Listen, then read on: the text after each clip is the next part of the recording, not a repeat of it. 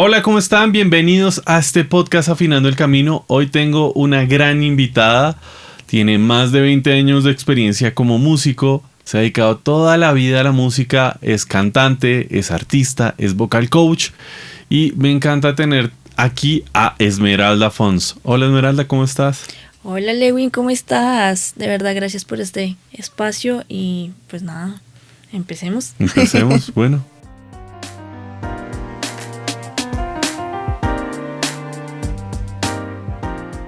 ¿Cómo iniciaste en la música? Bueno, Lewin, en la música, bueno, todo empezó por mi papá. Mi papá, digamos que, o sea, él toda la vida, un músico desde sus 13 años, mejor dicho. Entonces, pues él a partir de ahí, y que pues empezó como a... Bueno, estoy contando la historia de mi papá, espere, aguante. Estoy hablando de mi historia, no la de mi papá. Sí. Pero interesante, o sea, Wait. ¿vienes de un linaje de músicos o...? Sí, literal. Sí, o sea, mi abuelo también músico, Oh. mi bisabuelo también músico, entonces todos músicos. Wow.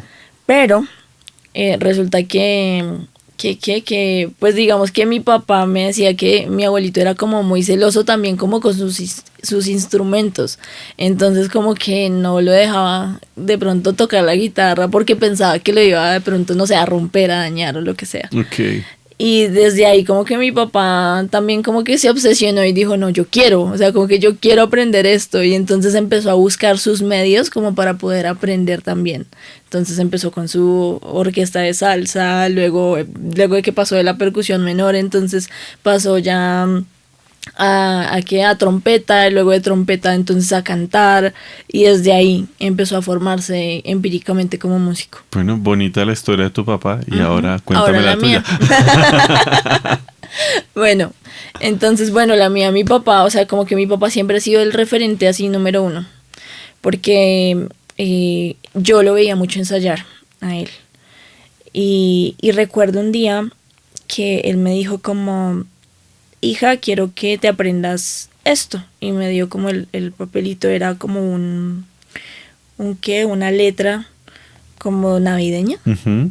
Y empecé a prepararla. Yo tenía como o sea, yo le pongo por ahí menos de 10 años. Yo tenía por ahí unos 6 años, 7 años. A diferencia más o menos. de tu abuelo, tu papá sí de una vez te metió en la música. Sí, total, mira que en eso sí, o sea, yo siento que mi papá sí lo hizo, no digamos como obligación, sino simplemente como que veía que yo era curiosa.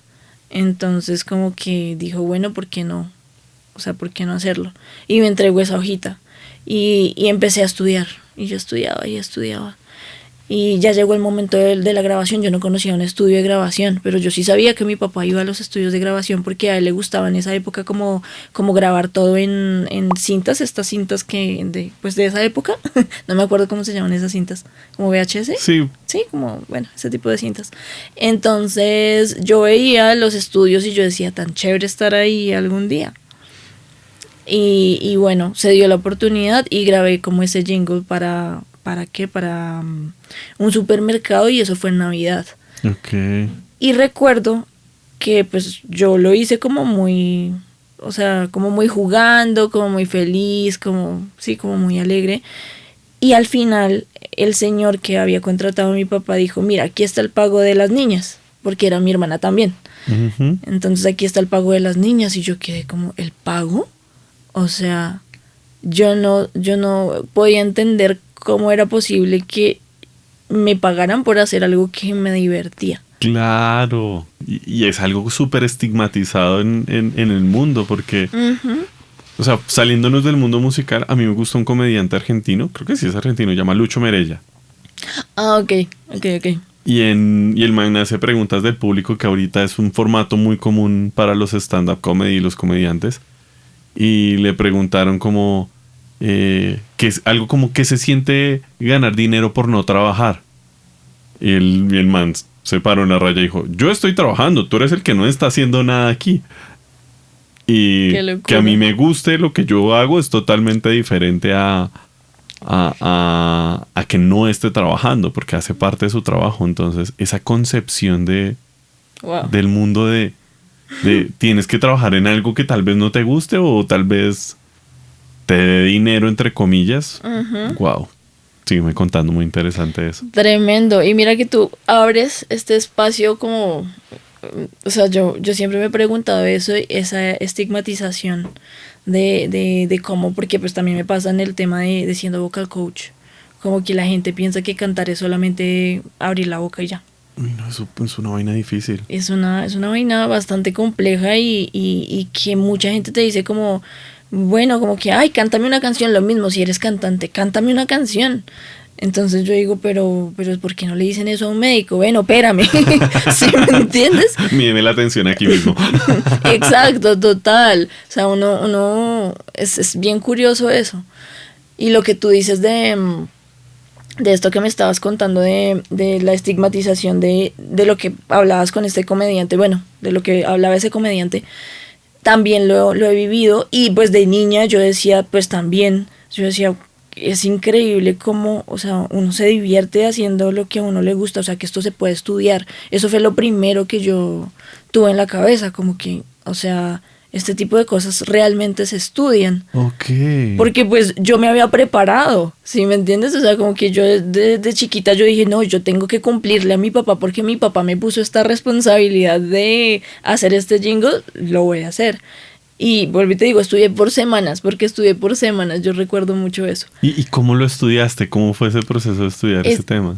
Ese proceso fue como, bueno, había una guía, entonces pues obviamente trataba de que estuviera todo súper afinado, y cada vez que no me salía, pues obviamente la frustración de uno de niño chiquito, porque pues nadie a uno le había enseñado a cantar en esa época, porque pues a mí nunca me pusieron como profesores de canto ni nada de eso, sino todo fue muy empírico. Claro. Entonces yo cantaba de manera muy empírica y entonces como que trataba de que siempre todo quedara súper afinado. Eso era como mis punticos ahí. Y siempre es exactamente como que marcaba con un marcador, con lo que sea, la parte, ay, esto no me está saliendo, volvamos a repetir esa parte. Y era así. Okay. Y eran cosas, o sea, yo era muy chiquita para estar pensando eso. Pero sí, o sea, siempre fue así. Y lo mismo con el baile, estando en el colegio, recuerdo estar también en una presentación. Siempre me llamaban para presentaciones del colegio, okay. Como... Recuerdo que fue en un teatro. ¿Te toca bailar? O sea, ¿también sabes bailar? Sí, también. Genial. Yo tengo un profesor que de pronto nos tocó el mismo profesor. Los dos estudiamos en EMAT, para los que nos están escuchando y viendo en YouTube. Yo tengo un profesor que de pronto a ti también te tocó. Ahorita no me acuerdo bien el nombre. Juan algo, no me acuerdo bien el nombre, de taller de percusión. Ah, ok, sí. Sí, es Juan. Creo que sí, es que no recuerdo tampoco el nombre. De gafitas. Sí. Uh-huh. Y el man dice algo que es muy cierto. O sea, si usted quiere sentir la música, tiene que aprender a bailarla. O sea, es verdad. Ahí va a entender un poco más la función de la música. Y nos dice algo muy divertido que lo vamos a poner acá, y es que si a usted no le gusta el reggaetón y usted conoce gente que no le gusta el reggaetón, es porque esa persona no sabe bailar reggaetón, no ha perreado un reggaetón con su pareja, con alguien que le guste, no se ha metido una buena bailada en un reggaetón.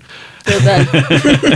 Entonces, es cierto. No sé si te dijo lo mismo ese profesor, si te tocó también. Total, exactamente. Okay. Uh-huh. Es algo en lo que yo estoy de acuerdo. Yo también, totalmente. Súper, entonces bailas también. Sí, entonces sí, te cuento que... bueno, volviendo a esa presentación, uh-huh. que te digo... recuerdo tener muchos nervios. Yo era súper chiquitica, yo estaba en kinder, eso era un kinder, y había un profesor que se llamaba Edwin Floro, que era del Ballet de Colombia. Entonces él siempre me ponía a dirigir las coreografías y yo decía como que qué chévere, o sea, para mí eso era como wow. Entonces si yo las dirigía, yo estaba ahí al frente y yo a los niños, no, así no es, así tal cosa, o sea, yo era una mini directora okay. coreográfica, literal.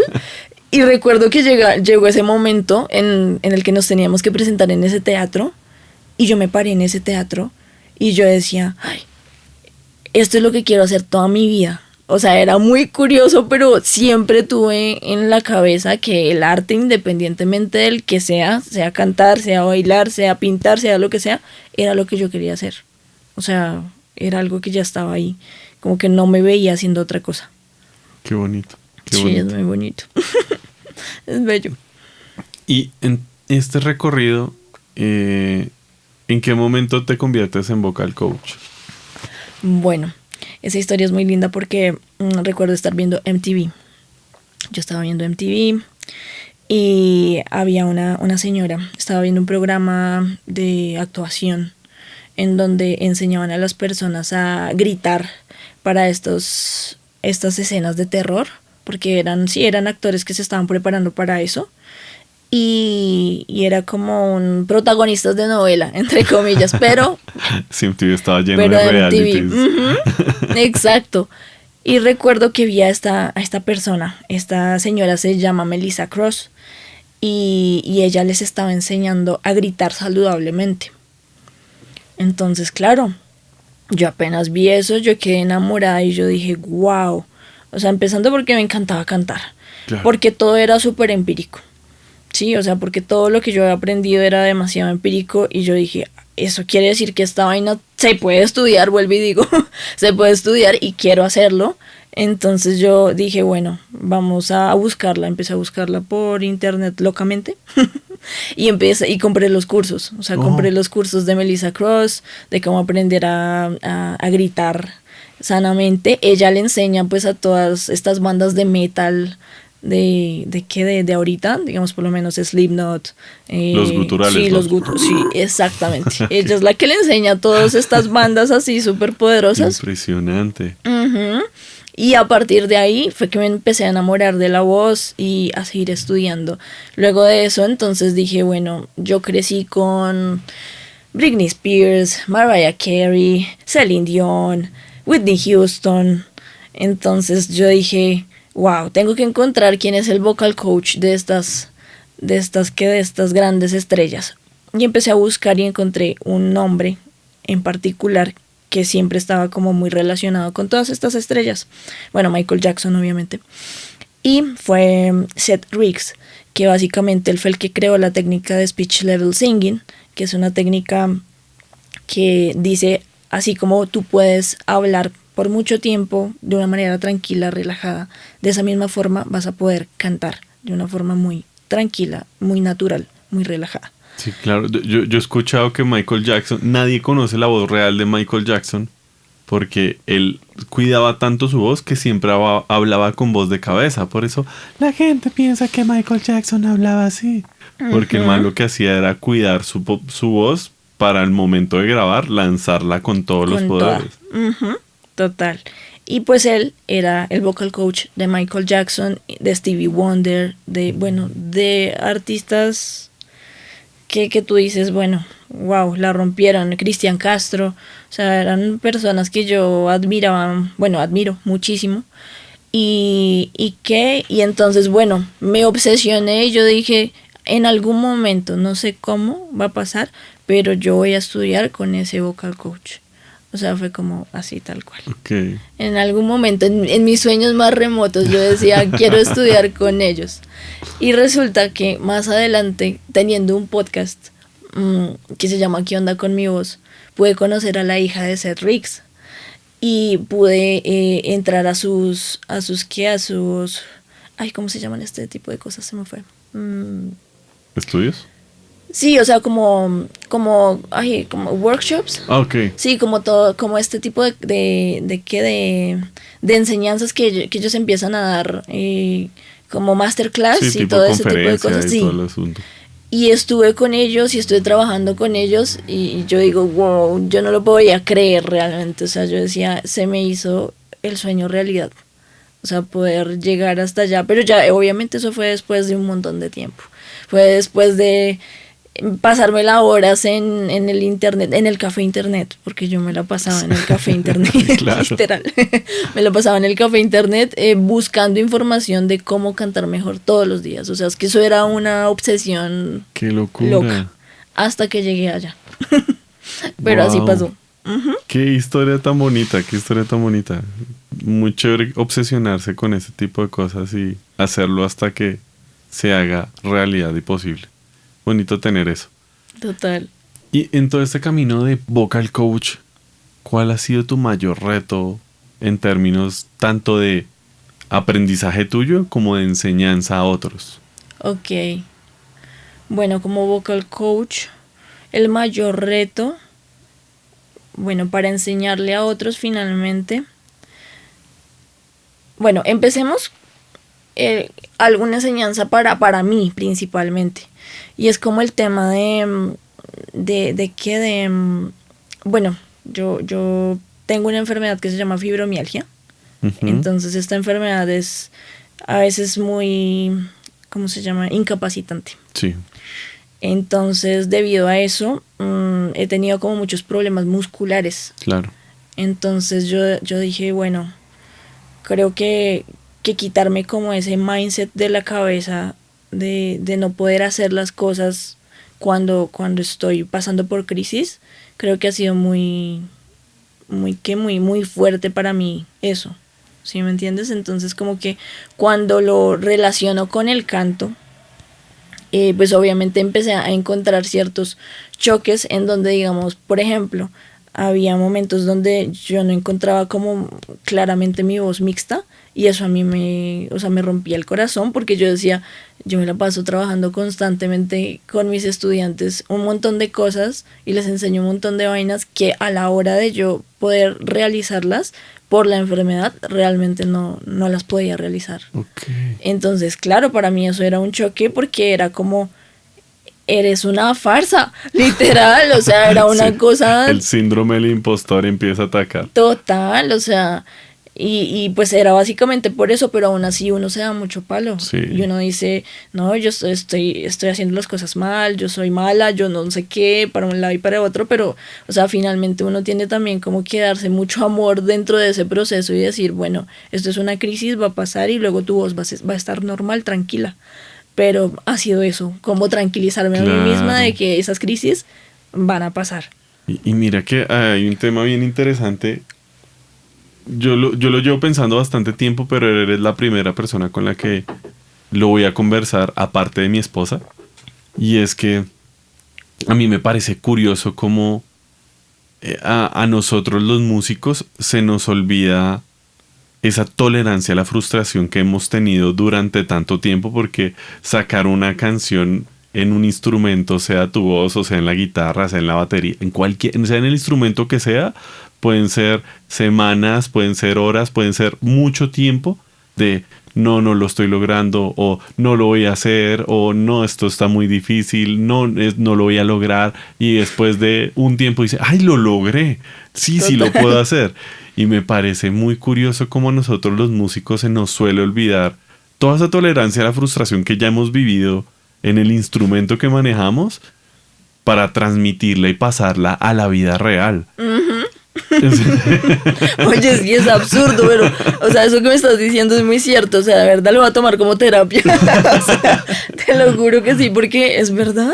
O sea, nosotros nos frustramos un montón, o sea, yo aquí tengo el teclado, yo lo hago eso es para sacar melodías, pero en clase de instrumento complementario, pues nos ponen a hacer cosas que a mí me cuesta a veces, y yo digo, güey madre, o ahorita viendo taller de percusión, yo te saco el ritmo en un metrónomo de 80, 120, pero estamos viendo mambo, estamos viendo cosas que están en 200, 220. Yo digo, ¿cuándo voy a llegar allá? Y es una frustración que uno tiene que recorrer ese camino sí o sí, y nos cuesta pasarlo. Oiga, la vida real decir, oiga, es normal equivocarse, es normal que las cosas no salgan. Total, uf. Y a veces nos rendimos en cosas que queremos, pero cuando estamos practicando un instrumento para sacar una canción, decimos, no me voy a rendir, yo lo hago porque lo hago. Uh-huh. Total, eso sí es muy cierto, se nos olvida esa capacidad de tolerancia a la frustración. Tremendo. Es un tema de inteligencia emocional que siento que los músicos tenemos y no reconocemos que tenemos. Y no aprovechamos tampoco.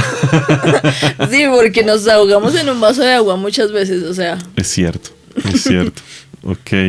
Y frente a un estudiante, ¿cuál ha sido tu momento de mayor aprendizaje? Frente a un estudiante.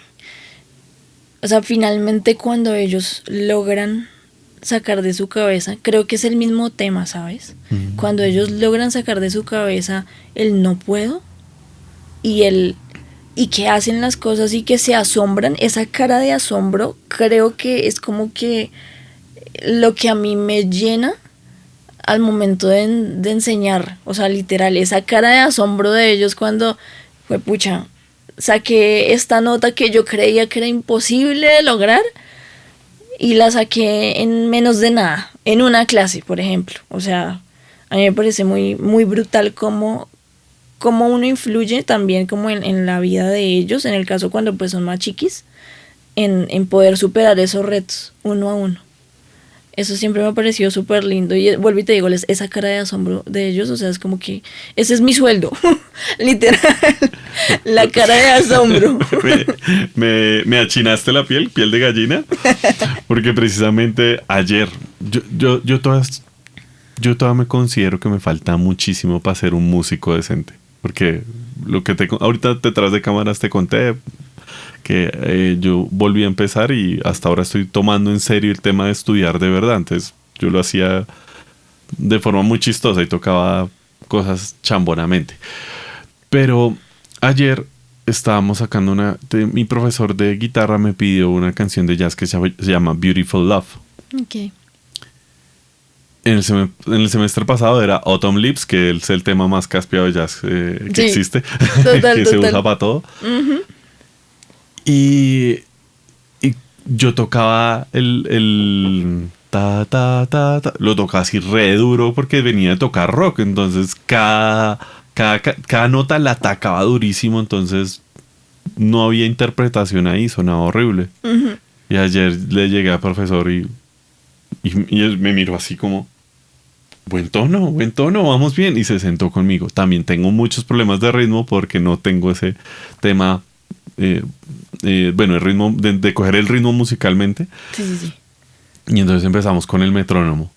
Y entonces se sorprendió porque también él le gusta que el metrónomo se marque en 2 y en 4. Ajá. Y cuando vio que yo tenía el metrónomo en 2 y en 4 dijo, wow.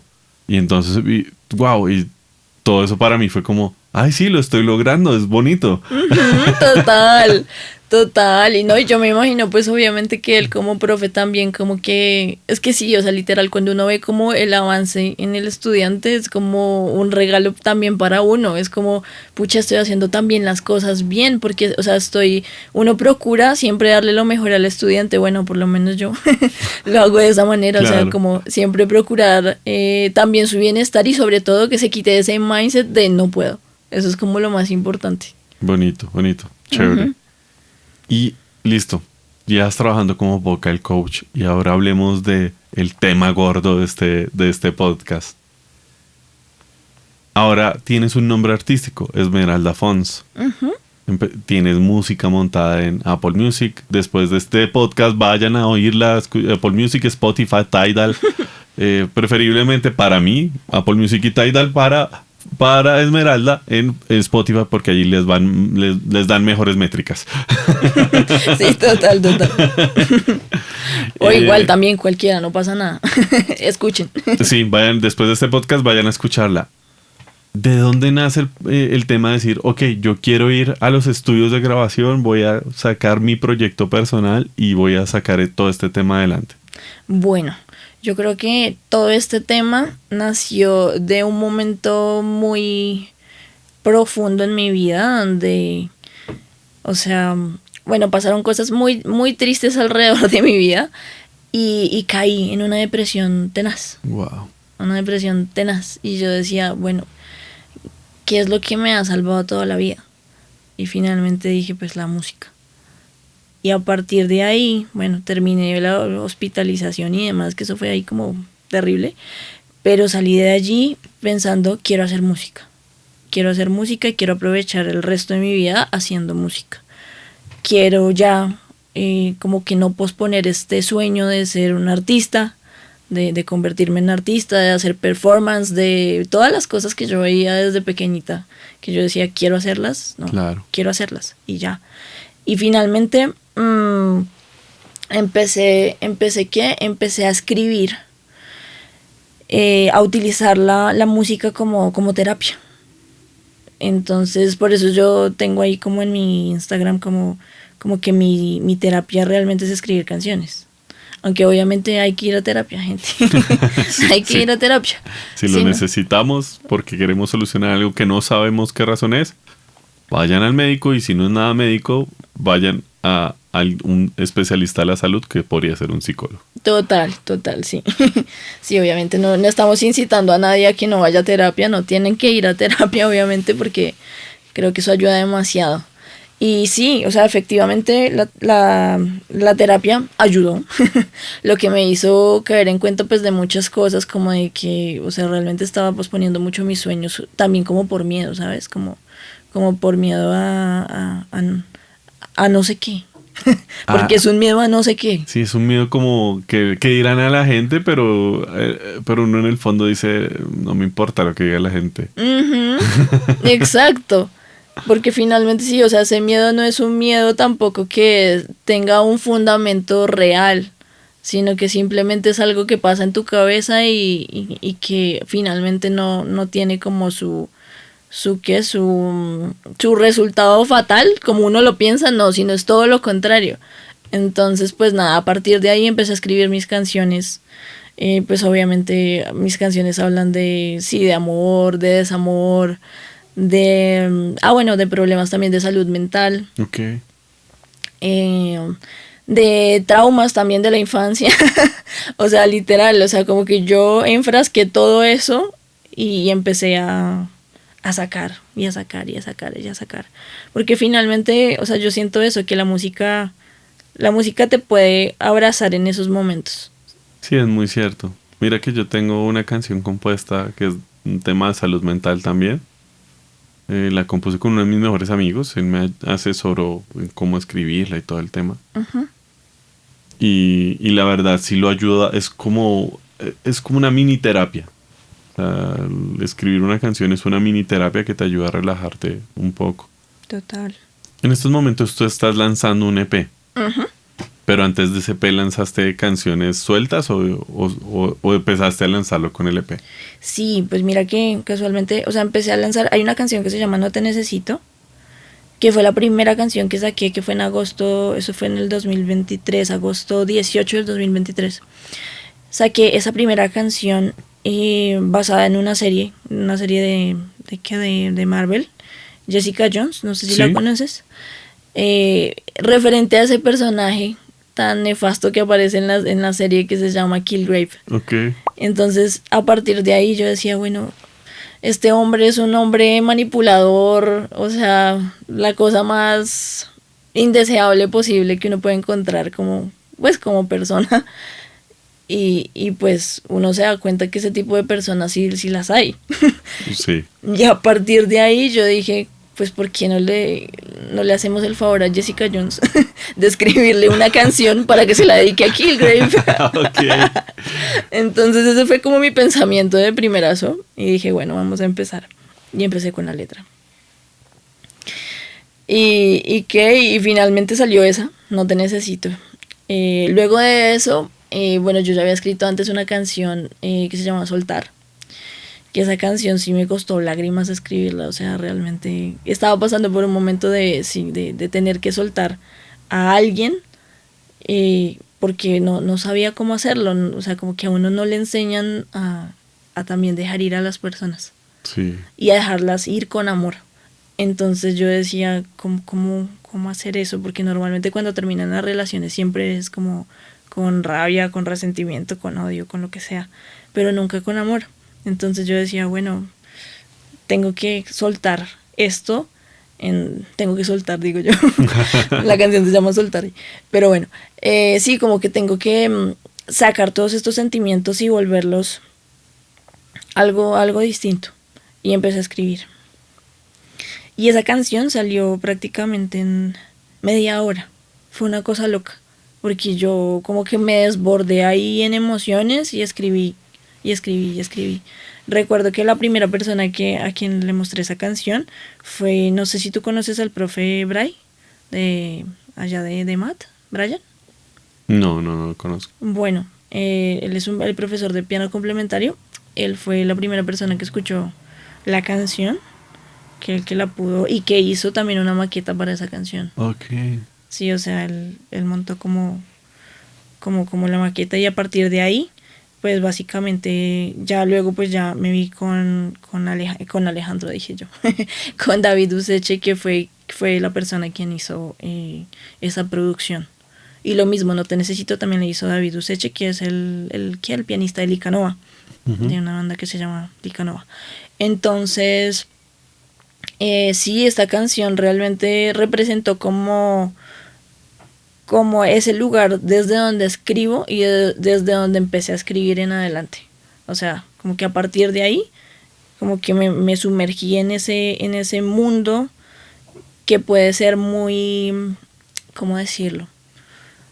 Muy de pronto fantasioso, por decirlo así, pero que de alguna u otra forma te ayudaba también a sanar. Y eso me pasó cuando lancé también el EP. Okay. También me metí en ese mismo mundo. Bueno, ya después salieron 2 canciones más, otra Chao Martín y Viernes de. Entonces Chao Martín es como más bien una crítica a las fiestas. Era algo ya como que cuando ya estaba entrando también como en la industria, y como que, ay no, es que tú te tienes que relacionar ahí con la gente y tienes que hablar y tienes que no sé qué, a mí se me acaba la batería muy rápido. Claro.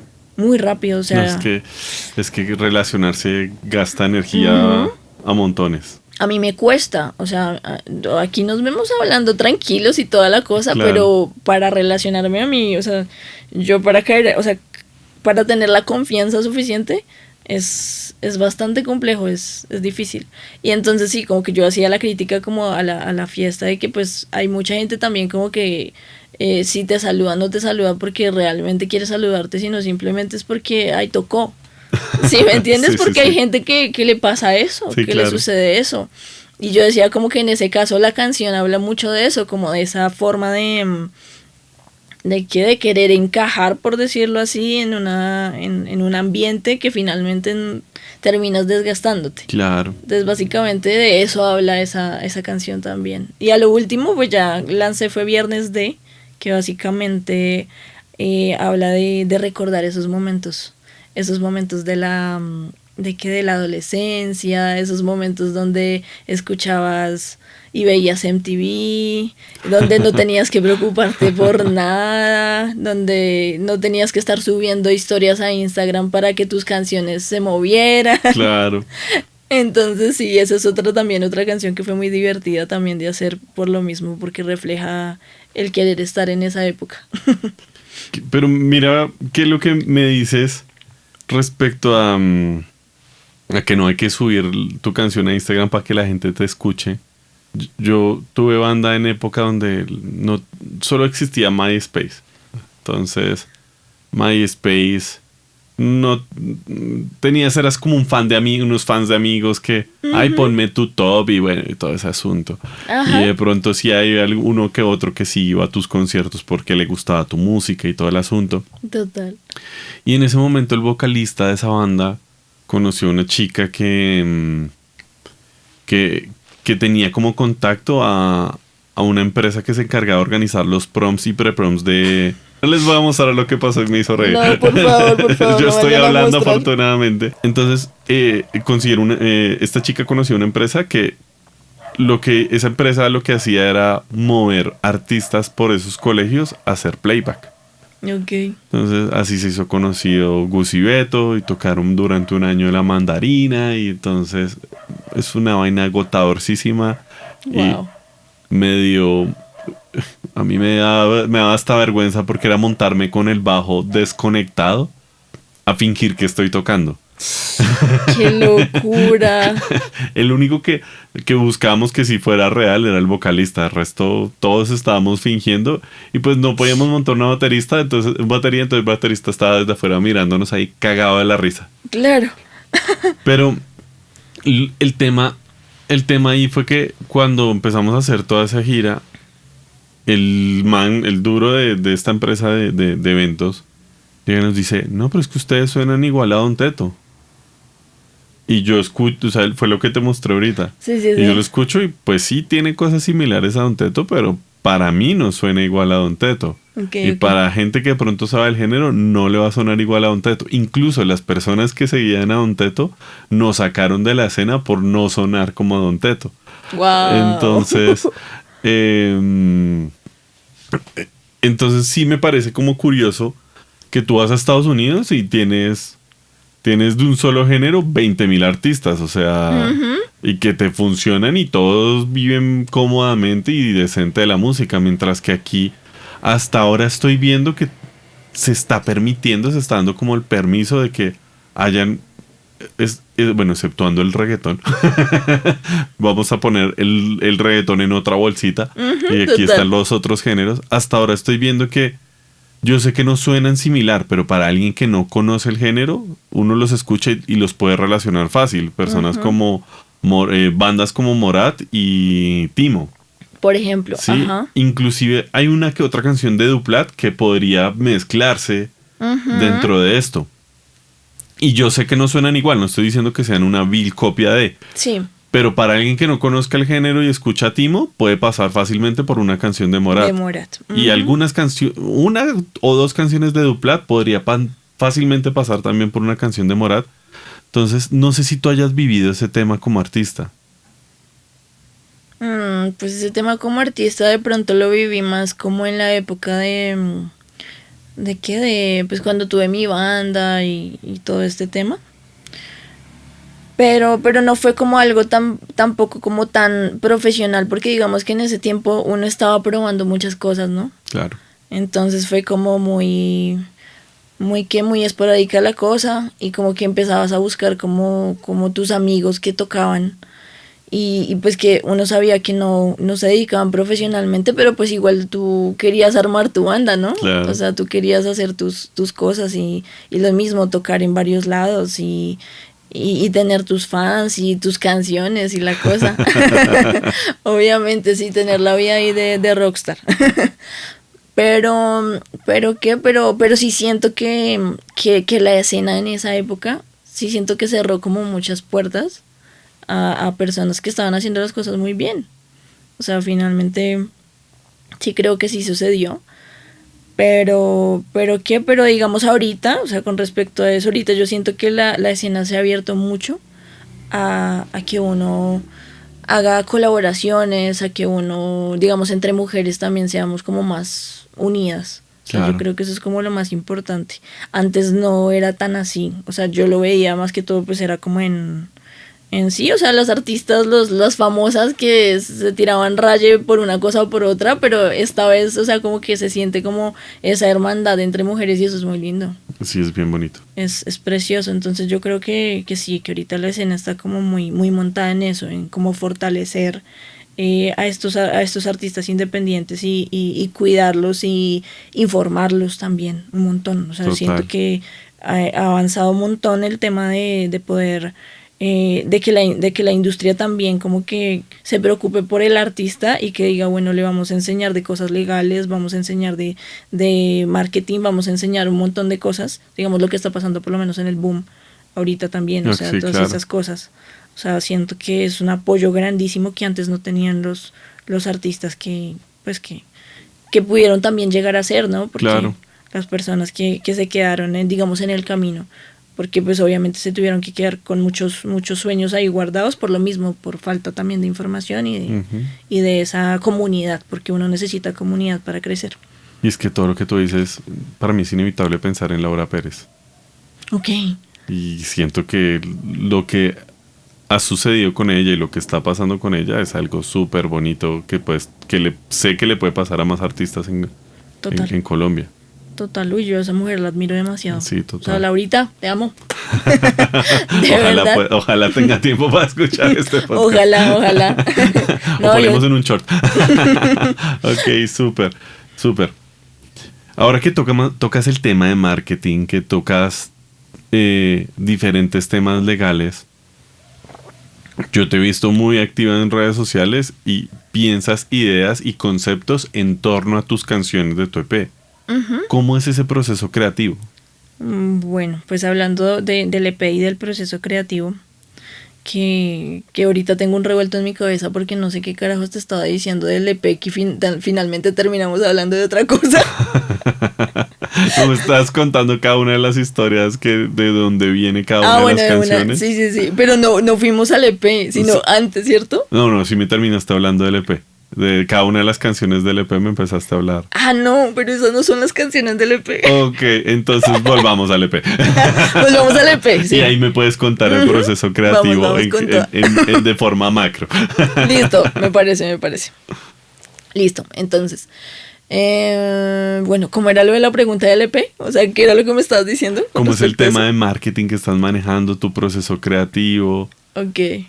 Listo, mi proceso creativo básicamente todo fue como en una experiencia, yo quería brindar una experiencia como muy genuina de lo que viví en cada una de las canciones, ¿sí? Porque digamos que estas canciones fueron muy autorreferenciadas, por decirlo así, en mi experiencia y en lo que viví, en este caso por lo menos Si Te Imaginaria. En Si Te Imaginaria pude sacar como ese trauma de infancia, de pronto de ese abandono por parte, digamos, de alguien de la familia, en este caso de un padre. Uh-huh. Y como que pude expresarle también a mi papá, de hecho no con reclamo, sino con ternura, por decirlo así. Claro. Decirle como que, hey, yo estoy acá, como que no entiendo qué pasó en la infancia o qué hizo que nos separáramos, pero realmente me hubiera gustado estar en cada uno de esos escenarios que yo pinto en la canción, que básicamente uno de ellos es como nos vamos a viajar y duramos 4 horas en el carro y llegamos ahí y luego vamos a hacer una tienda de campaña porque nos vamos a quedar a acampar y luego vamos a hacer una fogata en donde vamos a tocar guitarra. Entonces ese tipo de mundo fantasioso que era el que yo te mencionaba anteriormente en la canción Soltar, es ese tipo de mundo en el que siempre me sumerjo para también sanar muchas cosas y también para mostrarle a la otra persona, en este caso a mi papá, que fue a quien le dediqué la canción, como, papá, realmente yo quiero hacer esto contigo a pesar de que haya pasado un montón de tiempo. Wow. Entonces, yo creo que desde ese sentimiento genuino de poder mostrarle a la gente y que pues obviamente mucha gente va a estar como muy identificada, es como, sí, o sea, tuve un papá que fue como muy distante, por decirlo así, pero que al final de cuentas, o sea, él hizo lo que tuvo con lo que podía. ¿Qué? Él hizo lo que tuvo con lo que tenía, eso, él hizo lo que tuvo con lo que tenía. Y a partir de ahí, como que poder sanar también ese vínculo, ¿sí? O sea, no era solamente como decirle, hey, ven, tú me abandonaste, tal cosa, sino era como poder decir, estoy creando estos mundos para saber si tú realmente quieres estar ahí. Es básicamente eso, si tú realmente te quieres acercar a mí de esa manera. Entonces, creo que cuando empecé a hacer cada pieza de video, fue pensada en eso, digamos, tanto la casa que se ve ahí en los clips de Reels de TikTok y de Instagram, fue la casa en la que yo crecí. Okay. Fue sí, el lugar donde yo viví unos 2 o 3 años con mi papá, y luego pues ya se fue pues de la casa y todo este tema. Pero entonces sí fueron cosas como muy representativas, como el cosito este del tiempo, el reloj de arena, también puesto ahí, también todo eso tiene como un significado como muy, muy fuerte para mí, porque el paso de los años pues obviamente nunca pues como que va a perdonar, por decirlo así, pero siempre está la esperanza de que si estamos vivos vamos a poder hacer algo al respecto. Entonces, pues sí, o sea, básicamente todo fue como planeado, entre comillas, desde esa experiencia, desde que la gente pudiera sentir de pronto lo que quizás yo viví en ese momento y que pudieran sanar a través de eso, porque finalmente esa es la finalidad, sanar. Uh-huh.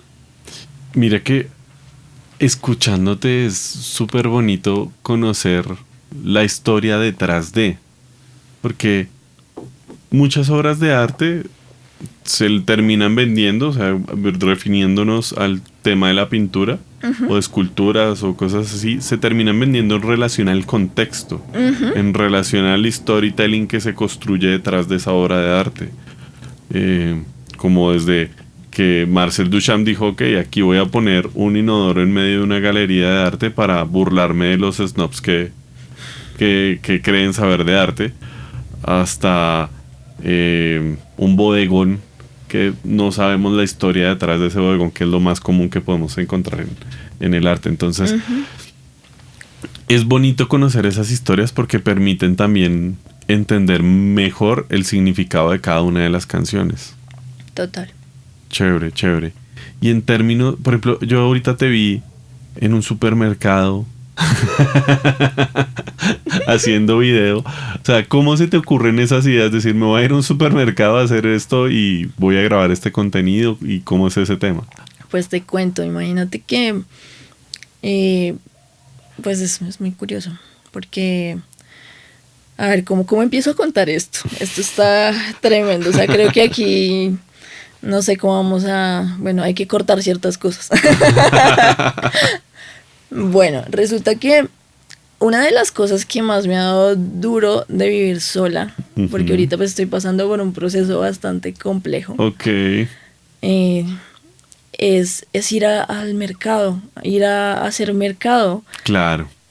Porque pues digamos que ese tipo de cosas se hacían en pareja y cuando ya no está la pareja uno dice, bueno, ¿y ahora sí, qué pasa? ¿Qué pasa? Realmente yo estoy aquí en el supermercado y ahora qué voy a comprar. Yo recuerdo que la primera vez que salí sola al supermercado después de esta ruptura, yo dije, bueno, voy a comprar las cosas de aseo, ¿qué es lo que tengo que comprar? Y empezaba como, pues un desodorante, compré el más chiquitico. Unos talcos, los más chiquiticos, y yo decía, ¿por qué carajos estoy comprando esto así en miniatura? O sea, era una cosa absurda. Yo decía, ¿por qué no puedo comprar algo normal? O sea, literal, no en miniatura, ni que me fuera a viajar. Sí, claro. Entonces caí como en ese, ¿cómo decirlo? Yo siento que ahí tuve una crisis dentro de ese éxito. Éxito, patrocínanos. Pero sí, o sea, caí como en ese ¿qué? Ay, se me fue, ¿qué era lo que iba a decir? Se me fue. Estabas comprando cosas muy pequeñas que caíste. Ya, caí en esa crisis en donde yo decía que, o sea, ¿qué carajos estoy haciendo con mi vida? En el sentido de que, pucha, yo no necesito de alguien, sí, o sea, de una pareja para poder ir al supermercado y sentirme tranquila con esto. Y digamos, yo siento que eso también es un proceso en donde uno también debe como desapegarse. Claro.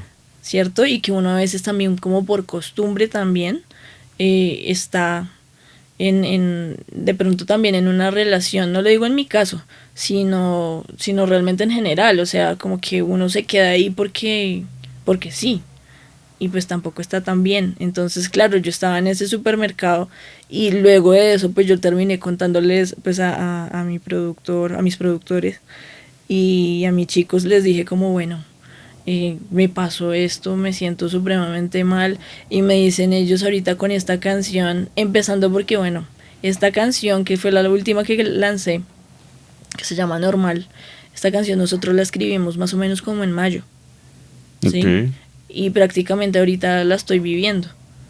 Entonces es como, wow, es una locura. Yo jamás en la vida pensé vivir mi canción, literal, de como tratar de llevar una vida como más tranquila, por decirlo así, estando en un proceso como de desapego, de duelo. De duelo también, exactamente. Entonces sí, ha sido como súper fuerte. Entonces, claro, yo les dije eso a ellos, lo del supermercado, y me dijeron, pues hagámoslo en el supermercado. Y yo, grabemos ese... De hecho, hicimos el visualizer, le hicimos allá.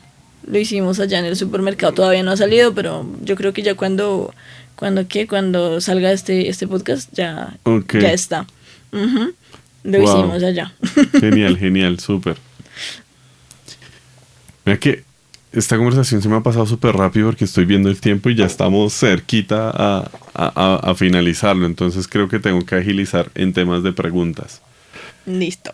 Te voy a hacer yo creo que 2 preguntas más y vamos a finalizar. ¿Cuáles son tus influencias musicales? Bueno, influencias musicales. Como te decía, yo crecí con Whitney Houston, Mariah Carey, Michael Jackson, Stevie Wonder, mejor dicho. Y por otra parte estaba también el tema de mi papá. Mi papá es músico. Y mi papá pues obviamente toda la vida se ha dedicado, bueno, a la salsa y a la música popular. Entonces, claro, pues ahí hay una combinación bien curiosa. Por una parte, pues sí, esa parte latina, ¿no? ¿Cierto? Y también está, pues esa parte de la música popular o la música también norteña, ¿no? Porque eso también se conoce como música norteña o en su época también como de la época como de los corridos y de todo Sí. eso. También, o sea, creo que eso es algo que pues viene de México, pero finalmente pues se radicó aquí en Colombia por temas de conflicto también y por temas de dar a conocer también conflictos. Claro. Entonces pues creo que también a través de eso como que empecé a formarme, por decirlo así, en cuanto a influencias. Más adelante, claro, en la adolescencia empecé a escuchar como más rock, pero más rock alternativo. Entonces me fui ya como por bandas como, no sé, como Emery, como ya como por el lado del metalcore y así. También me gustaban mucho ese tipo de bandas, entonces también todo era como muy pesado y como de hecho todavía utilizo esas canciones para entrenar. Enter Shikari, si no estoy mal, está por ahí en Metalcore. Sí, también, ajá, exactamente. Bueno, ¿qué más así?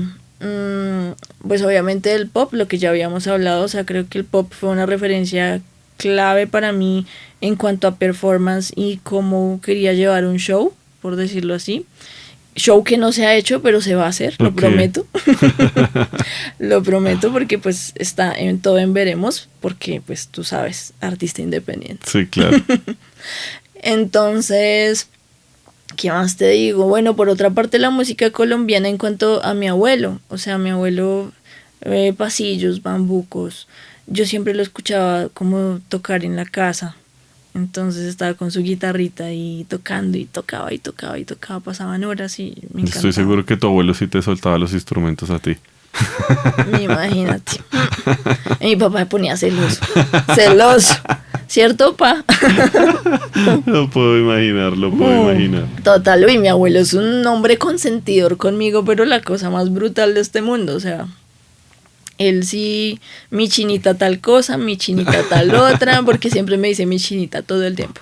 O mi muñeca o mi chinita. Y sí, o sea, básicamente yo lo veía tocar ahí, a mí me parecía brutalísimo. Y lo mismo, o sea, él siempre me ponía Melodía Estéreo. Entonces Melodía Estéreo siempre estuvo en mi cabeza todo el tiempo. Música instrumental de toda. Entonces sí, yo creo que esas fueron como mis influencias como más fuertes. Total. ¿Y qué quieres transmitir con el sonido que estás haciendo ahorita musicalmente? Con el sonido, con tus letras, ¿qué es lo que le quieres transmitir a la gente?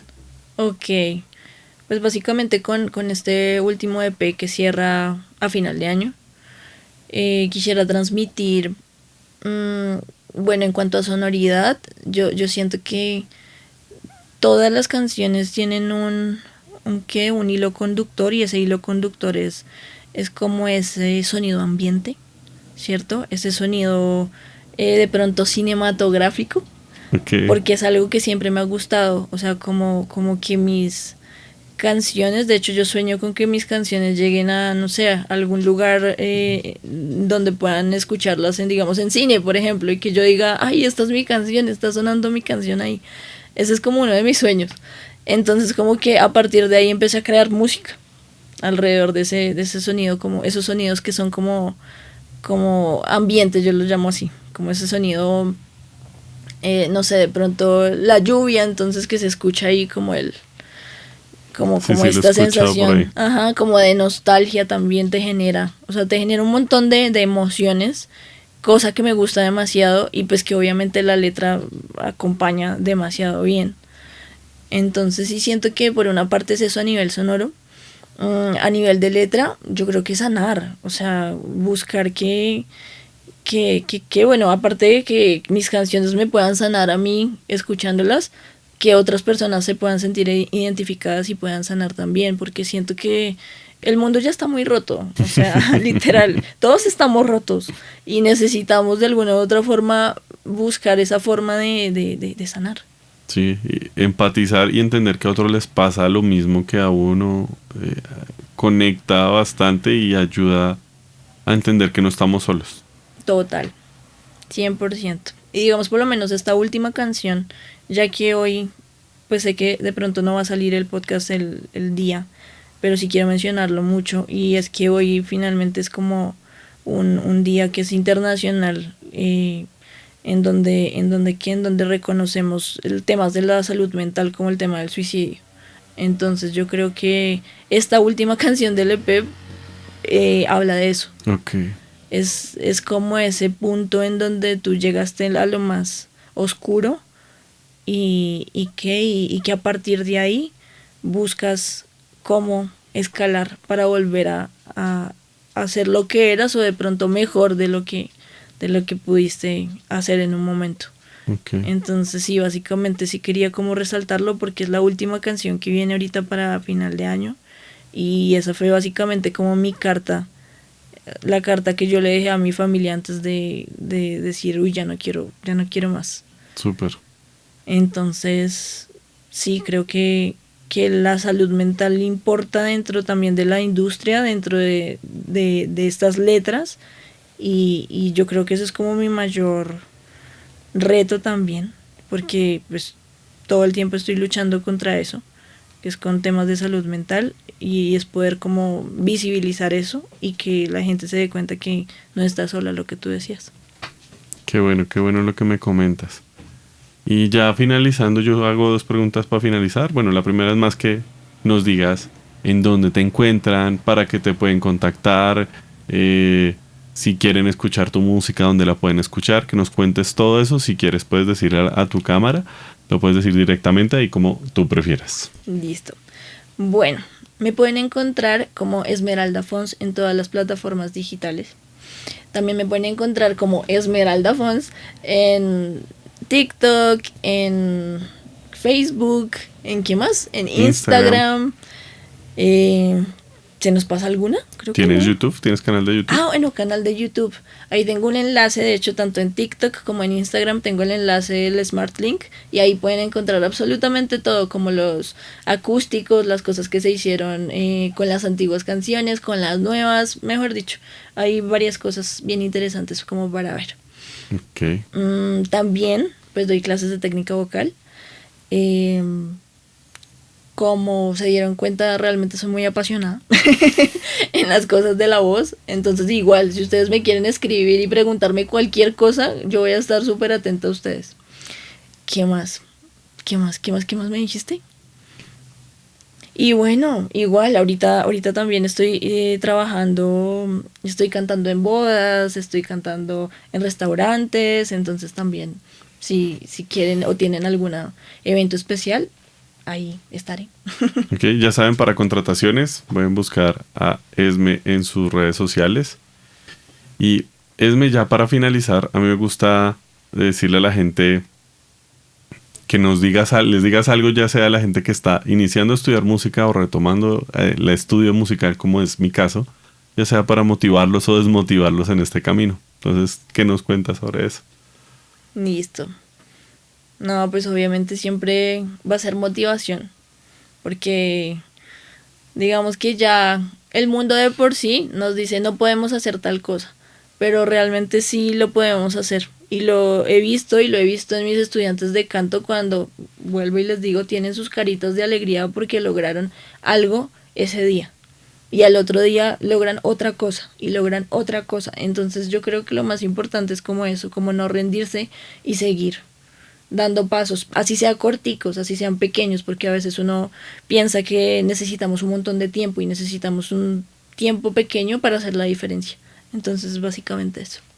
Esme, muchas gracias por tu tiempo. No, gracias a ti, Lewin, me encantó. Ay, Qué qué bueno, felicidad. me alegra mucho. Muchas gracias a todos ustedes por estar aquí en este podcast. Vean los otros podcasts, suscríbanse, vayan a seguir a Esme en sus redes sociales, vayan a escucharla en Spotify, escúchenla en YouTube Music, en Tidal, en su plataforma de streaming de preferencia. Nos vemos en un siguiente video. Chao, chao.